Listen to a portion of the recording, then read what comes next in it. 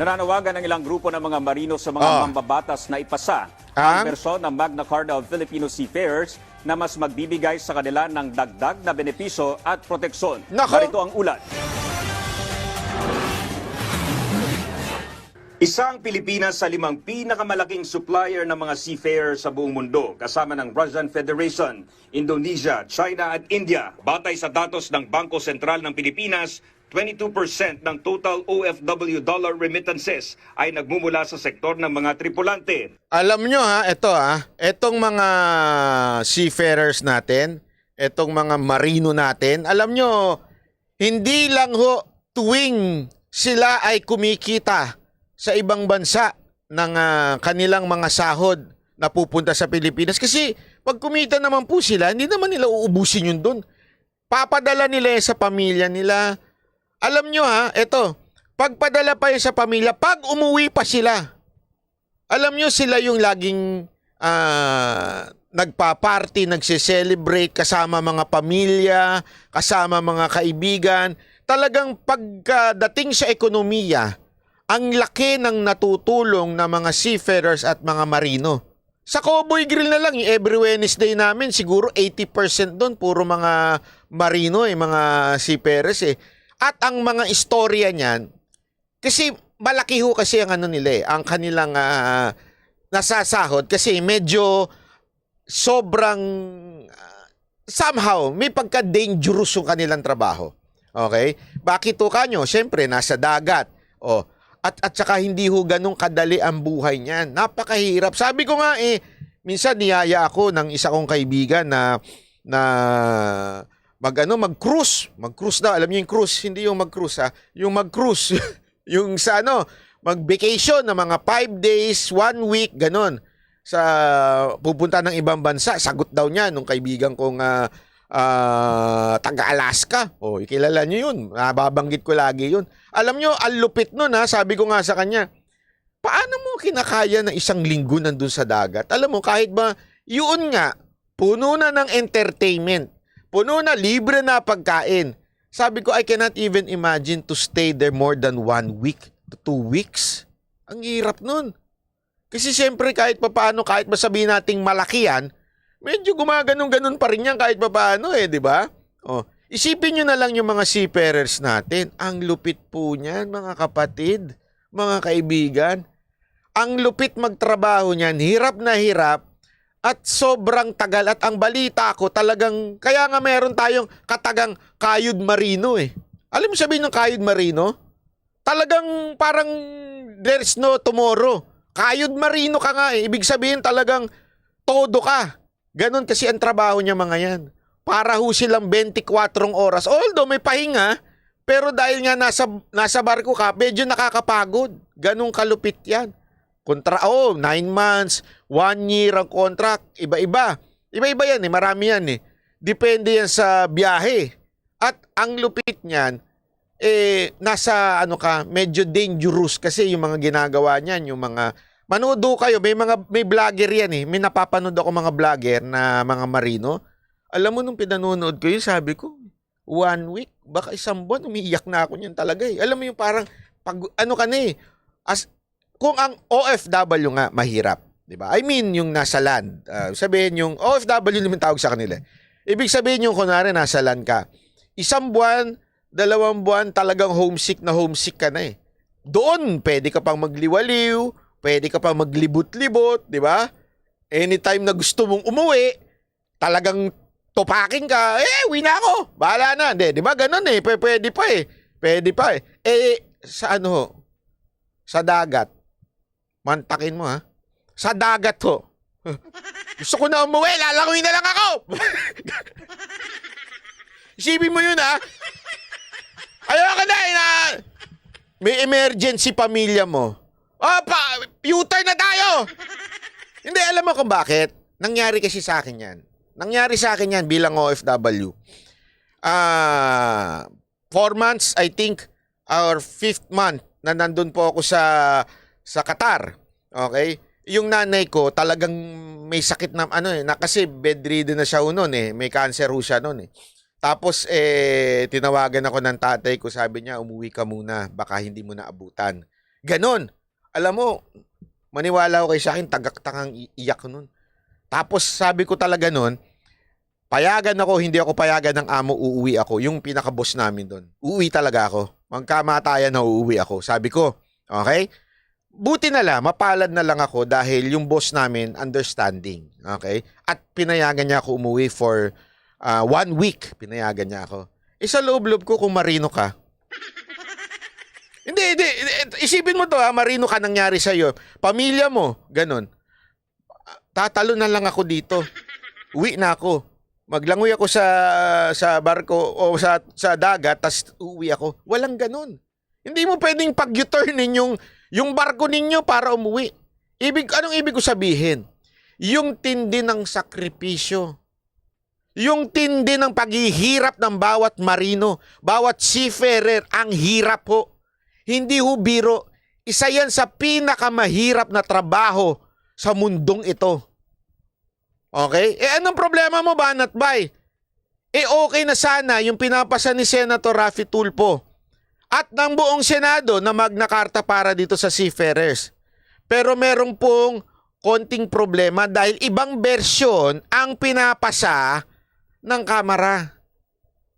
Na merong may sabit, ito talagang House of Representative talaga. Panoorin pa natin. Nagpapasalamat ang mga samahan ng Marino dahil isa ang Magna Carta of Filipino Seafarers sa 20 priority bills na itinutulak ni Pangulong Ferdinand R. Marcos Jr. na maisabatas ngayong Disyembre. Sa Senado, natapos na ang interpellation ng ilang senador kay Senador Raffy Tulfo na siyang sponsor ng panukala. Dito naungkat ang kontrobersal na escrow provision na nakapaloob sa bersyong ipinasa ng Kamara. Tutol dito si Senator Risa Ontiveros dahil yung escrow version, ganito yan, okay? Pag may problema, nagkaroon ng aksidente, whatsoever, inilaban mo sa dole natin. Sa loob ng dole, may 2 ahensya ng gobyerno na didinggin yung problema mo. Okay? Bilang seafarer. May problema. Pag didesisyonan ng 2 ahensya sa loob ng dole, at sasabihin nila, okay, ikaw na panalo. Dapat itong employer mo magbayad ng ganito, ganyan. Okay, sasabihin nito. Tapos, i-a-appeal pa dito sa kabila. Sasabihin naman nito, okay, sige, go. Ano mo na yan? Ikaw ang panalo. Yung employer mo dapat magbigay ng danyos, ganyan. Yung escrow provision, pag inappeal ng employer sa korte, hindi mo na ibibigay kung ano man yung sinabi nitong 2 ahensya sa loob ng dole. Ganong katindi. Naintindihan nyo? So kunwari, halimbawa lang, sabi nitong 2 ng ahensya na nasa loob ng dole, sinabing, sige, may 1 million kang makukuha dahil sa aksidenteng nangyari sa'yo o di kaya sa sakit, sa insurance, bla bla bla. Ang gagawin ngayon ng mga employer, dahil itong mga employer, minsan wala din talagang puso yung mga yan eh. Ang gagawin nila, iaakit pa nila yan sa korte. Pag dumating sa korte, alam naman po natin, hindi ko naman masisi ang korte. Bakit to kanyo? Kasi marami naman talagang na ang dami pa pong pinagdadaanan pag sa korte. Ang tagal talaga kasi ang dami yung cases eh. Problema yan sa korte natin. Kulang talaga tayo ng mga judge. Dahil sa sobrang tagal na yan, dahil sa escrow provision, doon mo na ilalagay yung inaward sa yung 1 million sa escrow funds. Parang ang mangyayari, since nasa court pa to, hindi mo na ibibigay sa'yo. Mantakin mo yun. Mamatay-matay ka na. Kunwari, may sakit ka, na-award na sa'yo yung 1 million na yun, kunwari lang. Dahil may escrow provision na pwede mong itong employer mo, idalhin mo na sa korte, pahirapan ka muna ng 1 taon.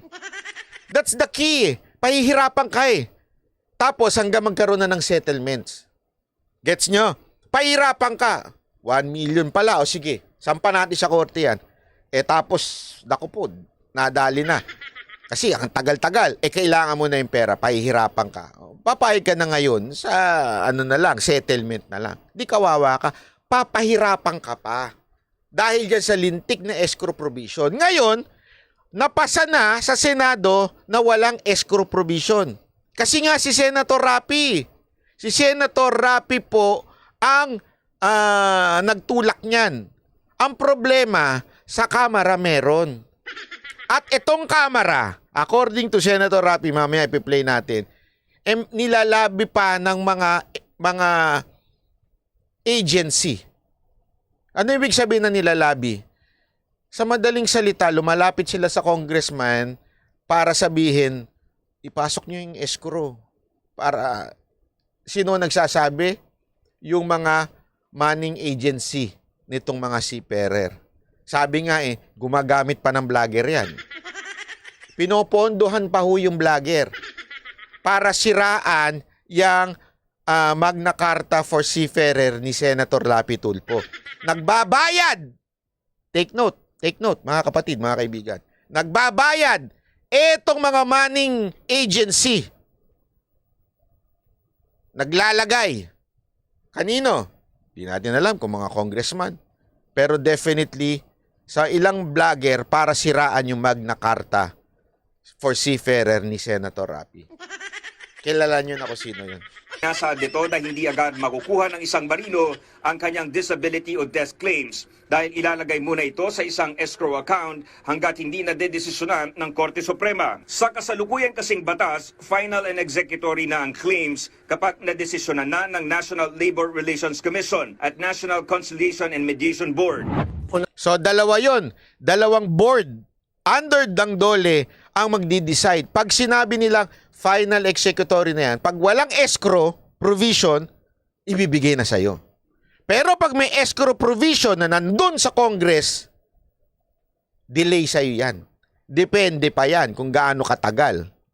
Una lahat, kaya tinawag po Magna Carta for Seafarers kasi po we're pro-seafarer, pro-labor. At alam po namin yung mga naranasan na kahirapan ng ating mga seafarers, so wag na po natin dagdagan yung pasakit by way of putting that provision sa escrow. Dahil ang escrow account ay hindi para sa seafarers, hindi para sa marino, kundi kontra sa interes nila. Nibigyan ba tayo ng garantiya ng ating sponsor na sa period ng amendments, wala po tayong kaplano-plano na maibalik or mailagay ang isang escrow provision? Dito sa Magna Carta natin, doon sa period of amendments, I will show you how we'll do it na zero talaga yung escrow provision. Ikinatuwa naman ito ng ilang grupo ng seaman na kontra sa escrow dahil nakakuha sila ng kakampi sa Senado. Kasi maraming namamatay na mga seaman pag ito ay naisingit. Kasi yung pera na dapat na mapakinabangan nila ay dapat ay magamit na nila agad. Huwag nilang mahirapan ang mga seaman. Yan naman po talaga. Hindi ko nga maintindihan bakit itong mga manning agency walang puso. Pahihirapan pa. Pangalawa, bakit itong mga kongresista natin walang puso? Tinanong mo pa. Talaga namang wala yung mga yan .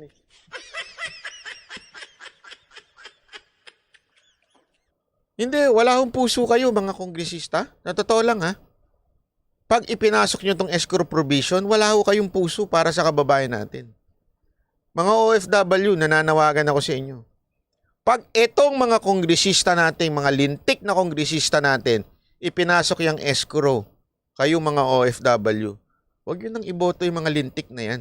Ginagamit kayo Ginagamit kayo, laging bukang bibig, OFW. Pero itong napakasimpleng provision na magpapahirap sa mga seafarer, lintik kayo, ayaw nyong tanggalin. Bakit nandyan? Meron na nga kayo 1.6 billion . Hindi ko alam kung kayo lahat makikinabang doon o yung leader nyo lang. May 1.6 billion na nga kayo . Yan nga, tanggalin nyo lang . O, bakit? Malamang. Hindi, isipin nyo bakit ilalagay yan? O, isipin nyo nila mabuti Bakit hindi nila tanggalin yan? There's only one reason. There is only one reason ako nakikita. Alam nyo kung ano? Kinausap kayo ng mga manning agency. Kinausap kayo ng mga agency. At alam mo na, Kong, kami nang bahala sa'yo, Kong. Mga, kada taon, 2 manok, 3 manok. Isipin mo, meron ka ng pang bebot. Kami nang bahala sa'yo, basta pirma ka lang dito. Yan ang totoo dyan. Oh. Bilang paggunita sa 28th National Seafarers Day, nangako ang mga grupo ng marino na babantayan din nila na hindi makalusot ang probisyon kung Sasama ako sa pagbabantay ninyo. Kayo mga marino. Sasamahan ko kayo. Bantayan natin yan. Pagka nakita nating merong mga mga tambaluslos dyan sa Kongreso, pangalanan natin. Sabihin nyo lang sa akin. Hindi, totoo to. Oh, i-report nyo lang sa akin kung sino yung tambaluslos dyan. Aaraw-arawin ko yan dito. Pahirapan ba naman kayo? Mga gunggong ba yung mga yan? Ang hirap isipin mo ha. Sila, pag may sakit, pre, may extra ka ba dyan? Oh, ito, 1 million. Oh. Extraordinary fund natin to, Brad. Extraordinary fund. Anything we can do here. Extraordinary. Agad-agad. Ganyan na isipin nyo ha, ganyan na mga congressman natin. Agad-agad, may extraordinary fund sila. Tapos kayo pahihirapan pa. Hindi nga, isipin nyo to ha, hindi naman manggagaling sa gobyerno yung ipambabayad ng mga agency. Kung hindi galing mismo doon sa agency, it's private. Kaya nga may agency, 'di ba? Kasi mananagot sila pag may mangyari, 'di ba? Pagka nagka-problema, kasama yan sa binabayaran nila, insurance. Sila magbabayad nun eh. Bakit umiiwas sila? At nagtataka ako, bakit yung mga kongresista natin, ang puso nyo, para sa mga manning agency. Magkano, sir, bayad sa inyo? Yung totoo lang, ha? Kayong mga kongresista, magkano binigay sa inyo ng mga agency? Kailangan na ba ng mga kabit nyo ng iPhone 15 Pro Max? Hindi ako, nagtatanong lang ako sa mga kongresista natin, kailangan na ba ng mga kabit ninyo ng iPhone 15 Pro Max? Hindi, ulitin ko hindi pera ng taong bayan na ibabayad doon sa mga marino. Kung hindi yung mga agency nagdala sa kanila. Tapos i-delay nyo pa? Nyeta kayo? Hindi kasi ang reasoning nung iba dyan, ito walang biro to, ang reasoning nung iba dyan, sinasabi nila, paano kung inakyat namin sa korte? Okay? Tapos biglang sabihin ng korte, binaligtad yung desisyon ng NLRC at saka ng isa pang agency ng DOLE, binaligtad. Sinabi, ay, mali ang inyong desisyon. At sabi namin, bilang Supreme Court sila, ang desisyon namin ang tama, mali kayo. Okay? Bawiin nyo ngayon yung pera na binayad. Alam mo, sa totoo lang, in reality, wala hong binabaligtad halos. Wala talaga na binabaligtad ng Supreme Court pagdating sa desisyon nitong dalawa. Bakit to kanyo? Dito na lang Sa dalawang ahensya na to, hindi ho dalawang tao lang di-decide dyan Board po yan. Board, ibig sabihin, napakaraming taong nagdidesisyon dyan. Hindi ganun kadali yan. Kaya nga, dito pa lang, makalusot ka pa lang dito sa dalawang agency na to. Ibig sabihin, itong ahensya ng gobyerno na ito, napakahirap na. Pahihirapan nyo pa, padali nyo pa sa korte. Napakawalang yan yun.